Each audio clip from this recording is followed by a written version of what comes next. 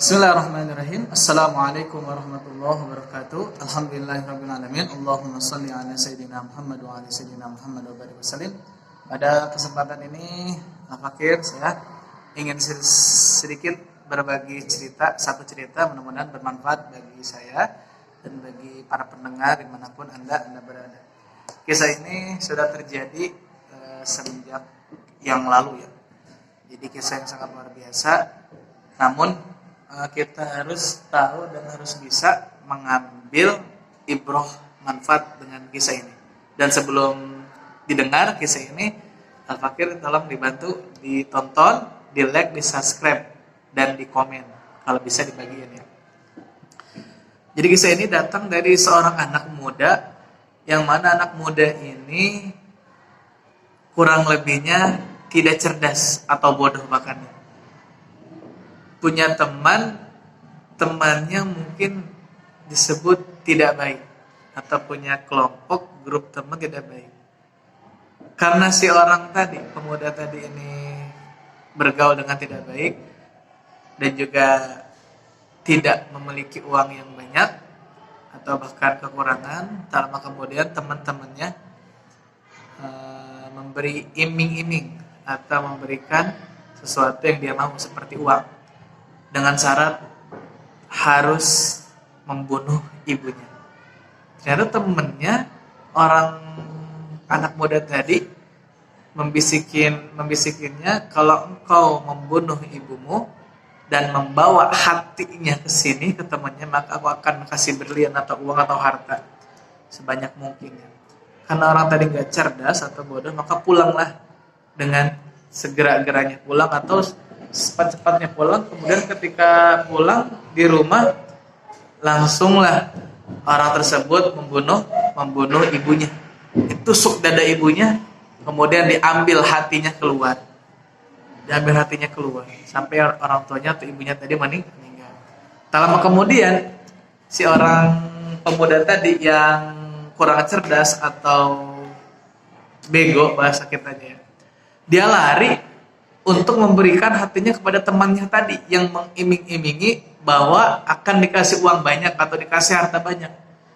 Ketika lari daripada rumahnya, ternyata jatuh orang tersebut ke bawah tanah dan berdebu. Dan begitu juga hati orang tuanya tadi, ibunya tadi, jatuh ke bawah dan berdebu.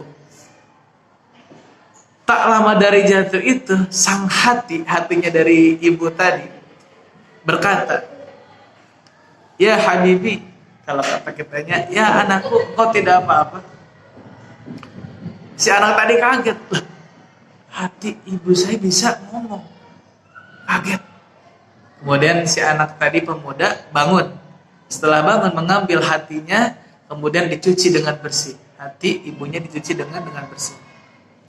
Ketika dicuci dengan hati ibunya tadi yang sudah diambil dari jasadnya, kemudian berkata sama hatinya, "Wahai hati ibuku, tolong bunuh saya."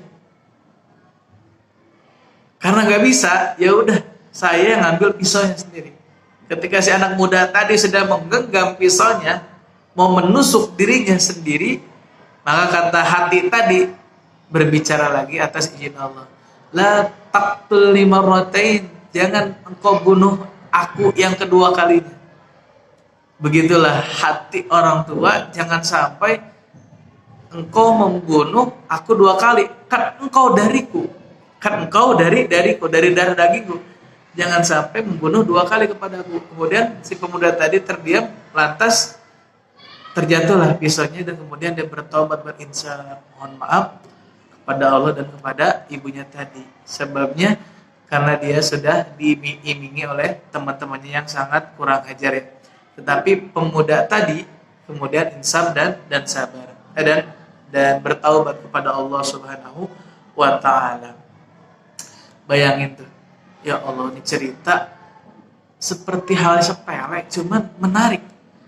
Orang ngebunuh ibunya tetapi hatinya masih mampu berbicara. Tidak lain dan tidak bukan itu atas izin Allah Subhanahu wa ta'ala. Karena pemuda tadi bergaulnya dengan kurang yang baik atau tidak baik pergaulannya, sampai disuruh untuk membunuh ibunya mau, karena tidak ada ekonomi atau uangnya tidak ada, maka dia dibunuhlah ibunya, kemudian terjatuh, hatinya bisa ngomong, dan pemuda tadi kemudian insya. Nah, cerita ini mari kita ambil pelajarannya, jangan sampai kita mau dibodoh-bodohi orang atau mau diiming-imingi oleh orang.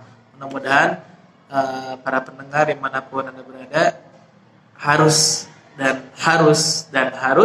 untuk cinta dan sayang kepada orang tua kita, karena orang tua kita jasanya besar, dan untuk senantiasa mendoakan Allahumma ghfirli wali walidayya warhamhuma kama rabbayani shaghira. Kalau kata ulama, siapa yang tidak berdoa untuk orang tuanya, maka dia tidak akan nyambung hatinya. Naudzubillah min dzalik. Maka kita sebagai anak harus untuk senantiasa mendoakan kedua orang tua kita, karena orang tua kita adalah kunci surganya anak. Mudah-mudahan bermanfaat. Pada intinya mari jaga sikap kita kepada siapapun, jaga pertemanan kita, berteman dengan orang baik, dan bergaul dengan siapapun boleh, namun harus berteman, bersahabat, harus memilih-milih. Cukup sekian dari saya, kurang lebihnya mohon maaf apabila ada kata-kata yang tidak baik atau penyampaiannya tidak berkenan. Mohon dibuka pintu maafnya, dan sekali lagi jangan lupa dibantu like dan subscribe dan komen. Saya akhiri. Assalamualaikum warahmatullahi wabarakatuh.